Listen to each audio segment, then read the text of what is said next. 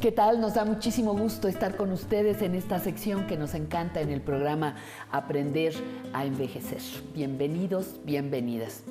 Hoy vamos a conversar con una persona adulta mayor, por supuesto, que tiene una larga trayectoria en la docencia, en la investigación, en la terapia sexual y también en algunas actividades políticas que permitieron que se posicionara toda esta faceta de la sexología profesional, científica en nuestro país.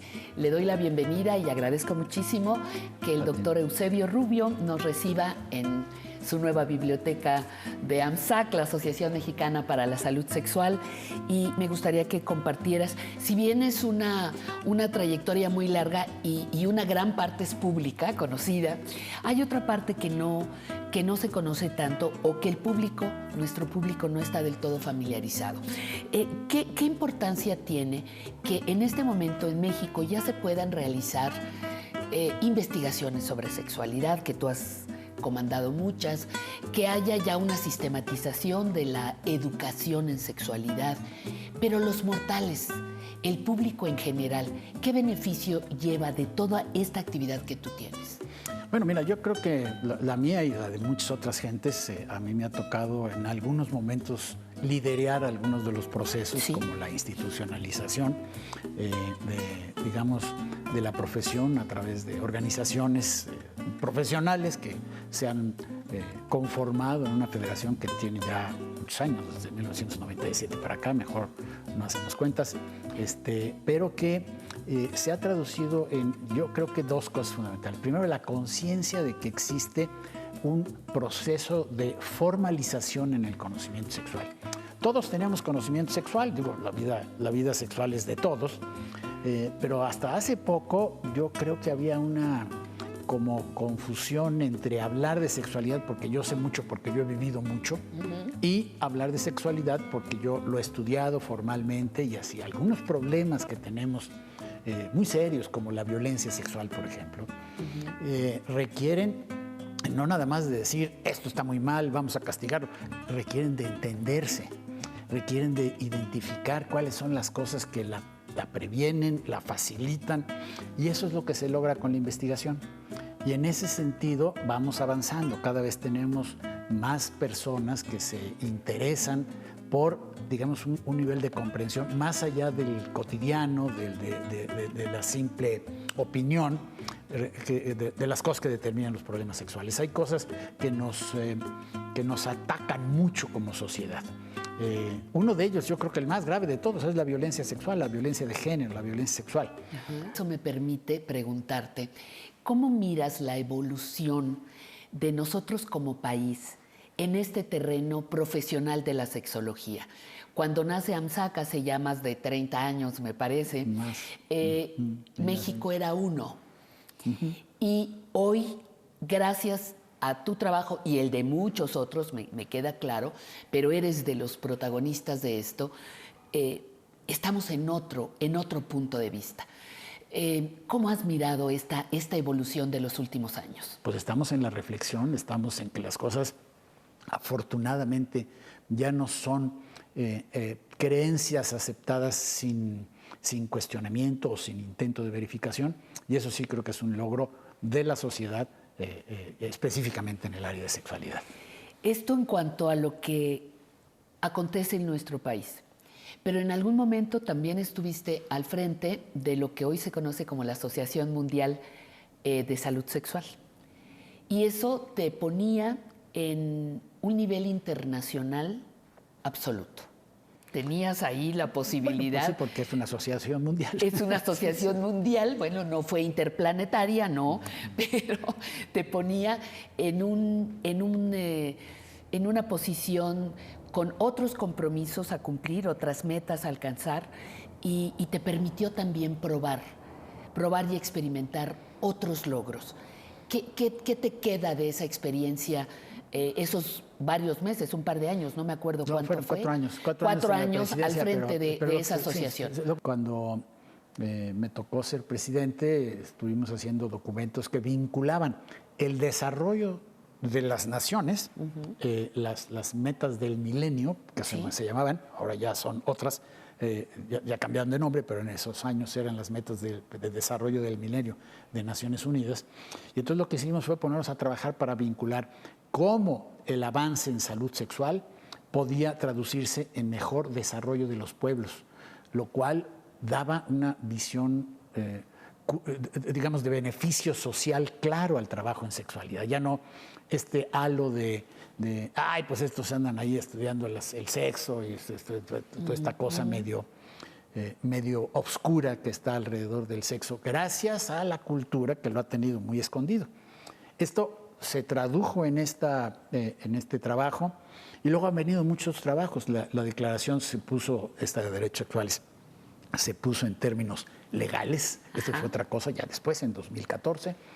Y digamos que lo último que he estado trabajando, ya no de presidente, de la presidencia la tiene uno solamente 4 años, pero sí como parte de los grupos que trabajan en un grupo que le llamamos Fuerza de Trabajo, en donde lo que estamos tratando es de rescatar el valor del placer sexual como tal, porque pues ese es el que le ha ido peor de todas las dimensiones sexuales. Cárrete maltratado. Sí. No, pues está muy desprestigiado. Está lleno de suposiciones también muy problemáticas. Entonces hay todo un planteamiento del reconocimiento del placer sexual que en el Congreso de esta misma institución, que fue en la Ciudad de México, se tradujo en una declaración del placer sexual, y recientemente va a aparecer un documento en el que hemos estado trabajando, en donde se vincula la ciencia con esta afirmación. Es decir, estamos diciendo, a ver, el placer sexual es importante. Aquí está la evidencia que se ha podido producir en el mundo acerca de que el hecho de que el placer sexual es una cosa que produce beneficios, que produce bienestar y que desde luego conlleva responsabilidades, pero que en sí mismo es algo que es positivo, ¿no? Cosa que en la cultura todavía cuesta muchísimo trabajo reconocer. Hay mucha dificultad en decir si sí es muy bueno tener experiencias eróticas placenteras. Incluso, desviándome un poquitito, nada más abriendo un paréntesis, incluso esta actividad se condena todavía más cuando estás viviendo en la vejez.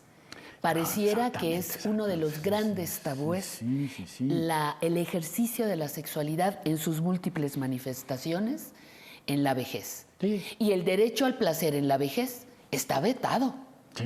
Sí, porque es puro placer, fíjate.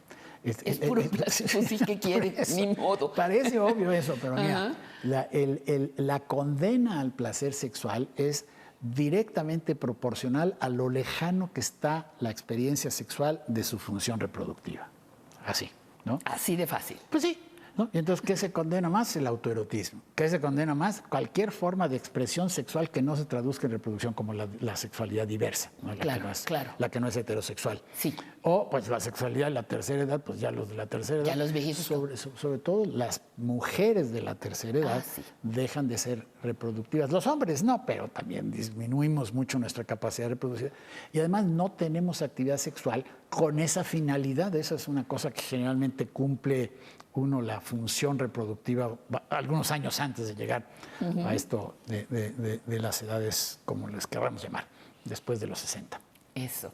Estos avances de los que tú me has hablado, estas evoluciones que hemos tenido local e internacionalmente, ¿tienen repercusión en la terapia sexual? ¿La terapia sexual se ve beneficiada por este trabajo? Los terapeutas también tienen otras armas. Con esta evolución social de la sexología, ¿encuentran otras armas para su trabajo con las personas? Bueno, mira, la terapia sexual es en realidad una cosa es un arte, ¿no? Es decir, pues es como la medicina, ¿no? Que dice la ciencia y un arte, porque para ser médico necesitas estar fundamentado en la ciencia, pero tener la sensibilidad que tiene el artista para saber cuándo, cómo y en qué manera para poder realmente ayudar. La psicoterapia sexual es igual, es decir, no funciona si no está fundamentada en la ciencia. No se trata de ocurrencias o de cosas que pudieran, en realidad, la práctica actual de la terapia sexual es una práctica que se nutre de la evidencia científica. Y la evidencia científica se ha ido acumulando, ¿no? Poco a poco tenemos más claridad de qué cosas funcionan. La adopción de nuevas técnicas también se alimenta mucho. Y voy a mencionar la más reciente incursión de una técnica que no estaba en terapia sexual hace 40 años y que la evidencia científica nos ha puesto a decir, oye, esto sí ayuda. Y es lo que se llama la técnica de la atención plena o el mindfulness, que probablemente hayas abordado en el programa, claro. Porque esto es una cosa que está mostrando mucha ayuda, mucha eficiencia, ¿no? Tener esa disciplina mental.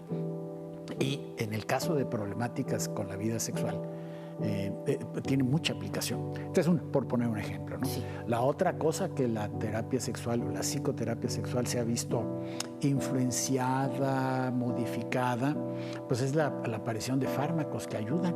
Pues eso es una realidad. Nada más que para entender cómo funcionan los fármacos y entender a la persona que usa los fármacos, es muy importante no usarlos como si fueran remedios, porque de hecho no son remedios, son facilitadores. Y esto es pura ciencia, digamos, demostrando su eficacia, pura ciencia, por eso se ha venido reconociendo la importancia de los fármacos, sobre todo los fármacos para ayudar a los problemas de erección, que es donde hay más desarrollo. Hay algunos otros problemas que también se pueden ayudar con fármacos. Y lo que ha venido sucediendo es que ha habido un proceso de integración a un abordaje, pues algunos le dicen holístico, pero como esa palabra también está medio contaminada, digamos integral, transdisciplinar, que permite una ayuda más eficiente a las personas, ¿no? Así. Entonces, pues hay un montón, y además hay la necesidad fíjate que documentar científicamente la psicoterapia es bien complejo, ¿no? Es de esas cosas que resultan complejas metodológicamente, pero que se puede hacer, se ha estado haciendo y que pues eso nos da como formas de caminar hacia adelante.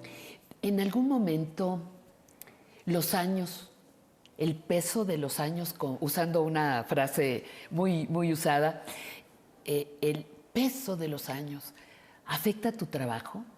¿Has perdido con el paso de los años, no sé, piensas que has perdido agilidad, memoria? ¿Qué pasa con el paso de los años y tu trabajo profesional? Pues me vas a hacer las confesiones muy complicadas. A ver. Es que sí creo que una de las cosas que determina la diferencia es tener un claro proyecto de vida. Si llegas a los 55 y ya no sabes qué va a hacer contigo, pues se te va a acabar la vida rápido. Eso sí. Si llegas a los 60 o 70 o como algunas personas, 80, 82, y tienen claro a dónde quieren ir y cómo lo quieren hacer, eso pues les ayuda a conservar pues la plenitud. Y eso no te garantiza que no vas a tener enfermedades, pero hasta cómo le resuelves o cómo te relacionas con las enfermedades depende de que quieras seguir adelante, yo creo. Doctor Eusebio Rubio, muchísimas gracias por habernos permitido conversar contigo unos minutos. Gracias a usted por estar con nosotros y continuamos aquí en Aprender a Envejecer.